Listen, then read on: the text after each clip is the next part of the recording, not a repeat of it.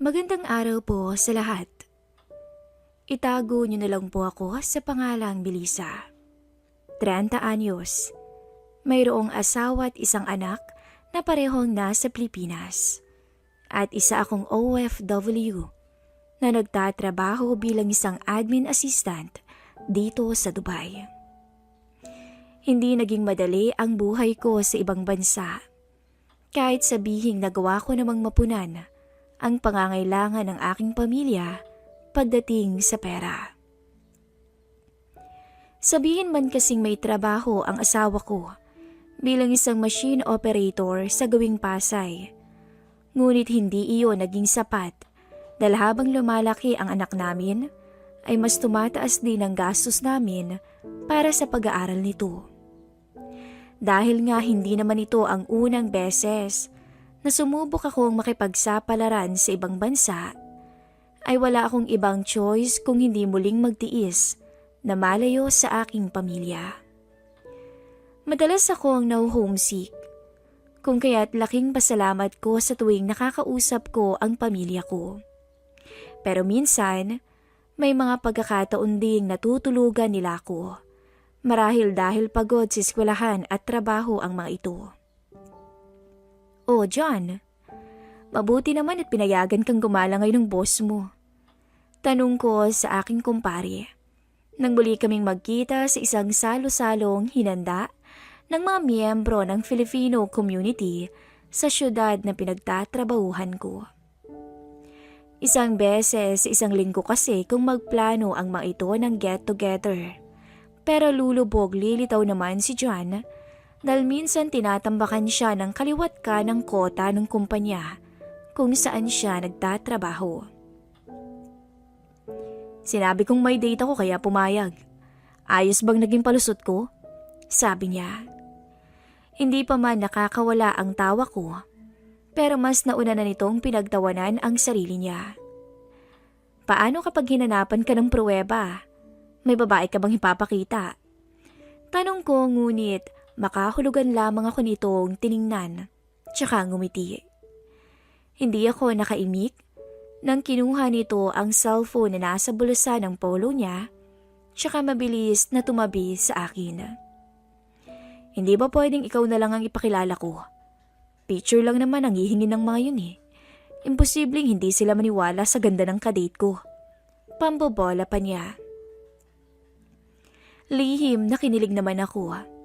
Kahit ayaw ko sinabing yun ni kumpare. Kahit kasi sabihing may isa na akong anak, ay masasabi ko namang may laban pa rin ako kung pisikal na anyo ang pag-uusapan.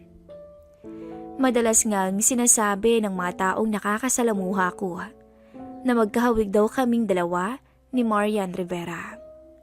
Morena lamang daw ako, habang maputi naman ang artistang inihahambing nila sa akin. Hindi naman sa nagmamayabang, pero kahit sabihing may dati akong operasyon dahil CS kong isinilang ang anak ko, ay napapalingon pa rin naman ang mga lalaki sa tuwing dumadaan ako sa kanila. Hindi pa rin kasi nawawala ang magandang korte ng katawan ko, katulad nung dalaga pa ako. Hindi ka naman magagalit, di ba Mari? Tsaka sisiguraduhin ko namang hindi makakarating kay kumpare ang picture na ito. Dagdag pa ni John bago muling tiningnan ang kanyang cellphone. Tsaka alam mo, walang panama ang mga babaeng gumagamit ng filter sa'yo, no? Imbis na mainis sa mga sinasabi nito, ay natawa na lamang ako.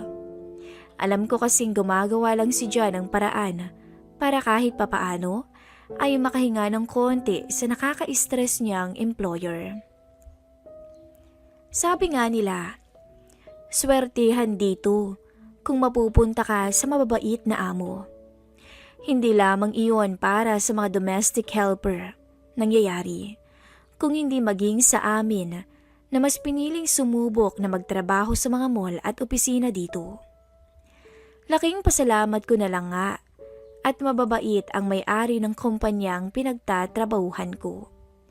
Kung kaya naman kahit minsan tambak ang trabaho, ay hindi ko naramdaman ang bigat ng mga ito dahil masaya naman ako sa ginagawa ko. Basta huwag mo lang sasabihin sa kanilang pangalan ko. Alam mo namang masyado ng maliit ang mundo ngayon. Baka mamaya hanapin nila ako online at makita nilang may asawa at anak na ako. Balik Pinas talagang mangyayari sa atin kung magkataon dyan. Sumang-ayon naman ito at saka nangako sa aking mag-iingat siya. Oras na pinakita nito sa boss niyang totoong may kadate siya at kapwa Pinoy din to. Nagpatuloy ang kulitan naming dalawa matapos naming mag-boodle fight. Tuwang-tuwa naman ang mga kasamahan naming nakikinig din sa usapan.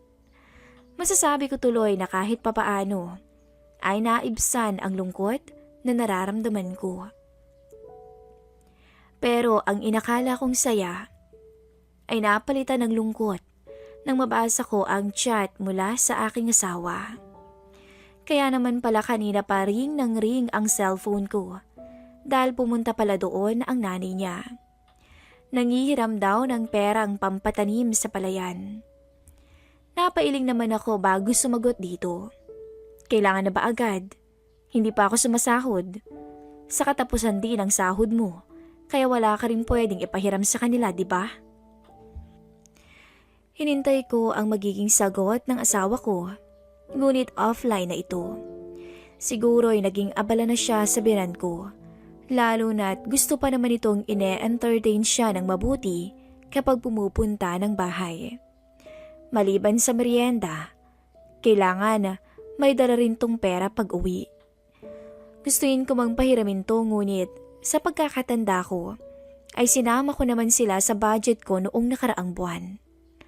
Laking gulat pa nga ng mister ko nang sinabi ko ritong bigyan niya ng 5,000 ang nanay niya dahil medyo magaan naman ang budget namin ng buwan na yun. Isa ring dahilan kung bakit nadagdagan ko ang naitabi kong pera sa bangko na bala ko sanang gamiting pang negosyo oras na matapos na ang kontrata ko dito sa December. Melissa, may problema ba? Kung hindi ko pa narinig ang boses ni John, ay tuluyan na siguro akong nalunod sa lalim ng iniisip ko. Masyado bang halatang stress sa pagmumukha ko? Tanong ko sa kanya para makasiguradong totoo ngang mahalata sa mukha ko ang hirap ng sitwasyon. Baka magalit ka kapag sumagot ako ng anya na halatang nagdadalawang isip pa bago muling nagsalita. Medyo lang naman, kanina pa kasi nakakunot ang noo mo habang hawak mong cellphone mo. Agad naman akong nahiya sa sinabi nito. Ibig sabihin kasi noon, hindi lang siya ang nakahalata ng biglang pagbabago ng mood ko, kung hindi ang mga taong nakapaligid sa amin. Hindi ko pinahalata kay John na nalungkot ako dahil sa sinabi niya kung hindi sinubukan ko pa rin gawin ang lahat upang maibalik sa normal ang mood ko. Kung kailangan mo ng kausap, nandito lang ako. Seryoso niyang sambit. Pero nang muli siyang magsalita, ay napansin kong gumawa ito ng paraan para mapagaan ang loob ko. Pero kung kailangan mo ng taong magpapasaya sa'yo, nandito lang din ako. Ayos ba? Anya tsaka nakakalokong ngumiti sa akin. Kung kaya naman muling bumalik ang kulay ng mukha ko. Puro ka talaga kalokohan ano? Ginawa mo na nga akong peking girlfriend mo. Tapos gusto mo pang pasayain ako ng walang dahilan. Naririnig mo bang sarili mo dyan? Ngumiti ito ng makahulugan sa akin, kung kaya't dali-dali ko siyang binigyan ng babala. Huwag ka na magsalita ulit ng ganun, at baka mamaya ma-issue pa tayong dalawa. Sabi ko at saka umirap sa kanya. Minabuti kong lumapit na lamang sa kinaroroonan ng mga kabayan naming medyo abala na rin sa kani-kanilang mga topic para maiwasan ang kakulitan ng aking kumpare. Ang totoo ay kami lang naman kasi ni John ang magkakilala ng personal sa mga taong nandito. Ang iba kasi sa kanila ay nakilala ko lamang nung una akong niyaya ng kasamahan ko sa trabahong dumalo sa isang event para raw malibang naman ako kahit papaano. Gustuin ko man kasing manatili sa tabi ni John ay hindi maaari. Lalaki siya, habang babae naman ako. At kahit sabing magkumpare lamang kaming dalawa, ay umiiwas pa rin akong may makarating na masamang balita sa aking asawa. Alam niyo, kung wala lang akong asawa, baka pinatulan ko niyang si John. Ang gwapo kasi at mukhang mabango pa. Sabi ng kabayan naming nagtatrabaho bilang isang receptionist sa hotel. Gustuin ko magsumang-ayon sa kanya. Ngunit tahimik na lamang kong napatingin sa kinaroroonan ni John. Akala ko'y nakaligtas na ako mula sa hot seat. Ngunit natahimik na lamang ako nang bigla nila akong tanungin. Hindi ba close kayong dalawa, Mel? Totoo bang hiwalay siya sa asawa? Naisin ko mang umiwas sa usapan. Ngunit wala akong nagawa kung hindi sabihin ang totoo tungkol sa dating misis ni John. Maging ang dahilan kung bakit natuldukan ang kanilang pagsasama.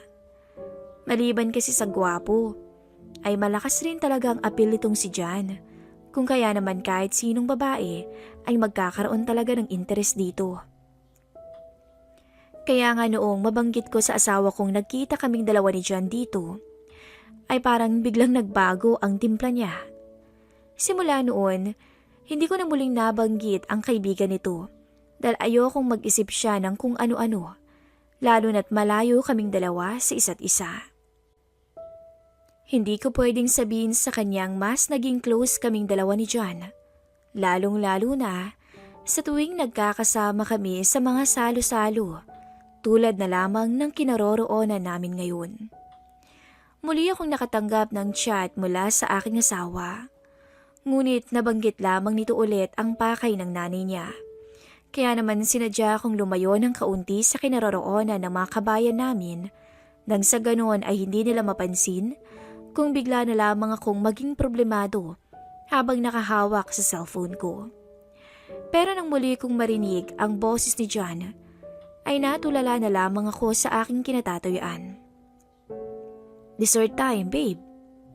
Muntik ko nang ituro ang sarili ko para siguraduhin ako ang kinakausap niya, pero siya mismo ang nag-confirm noon. May iba pa ba akong kausap? Ikaw nga, Melissa. Mel? Kumari, maliban na lang kung gusto mong baby na lang ang itawag sa'yo. John, baka may makarinig sa'yo. Saway ko sa kanya, tsaka napalingon na lamang para siguraduhin walang nakarinig sa sinabi nito. Agad namang siyang lumapit sa harapan ko, habang hindi pa rin nawawala ang matamis na ngiti sa mukha nito. Kung siya ay tuwang-tuwa, hindi ko naman magawang ngumiti dahil muli na namang nag-ring ang cellphone ko. Mukhang wala talagang balak umuwi ang biyanan ko hanggat hindi namin to napapagbigyan sa gusto niya. Sinubukan kong itago ang pinaghalong inis at frustrasyong nararamdaman ko, ngunit hindi naman to nakaligtas kay John. Kung gusto mong magkwento, handa naman akong makinig. Pwede ba kitang ilibre ng kape at dark chocolate cake kung gusto mo? Sinubukan kong panlabanan ang kagustuhan kong tanggapin ang paanyaya nito. Ngunit sa huli ay mas nangibabaw pa rin ang kagustuhan kong maisa boses ang nagpapabigat ngayon sa aking damdamin. Masaya akong dinala ni John sa sinasabi nitong coffee shop, kahit mahalata pa rin masama ang timpla ko. Hanggang hindi ko namalayan na dahil sa mga biro at matatamis na mga salitang sinabi ni John sa akin, ay unti-unti na rin bumalik sa normal ang mood ko. Kung kanina'y paray o panay ang pangungontra ko sa kanya, ngayon ay tila mas lumawak ang koneksyon naming dalawa. Huli na nang mapansin kong nahaluan na ng lambing at landi ang mga biruan naming dalawa. Kung wala ka bang asawa, magugustuhan mo ko?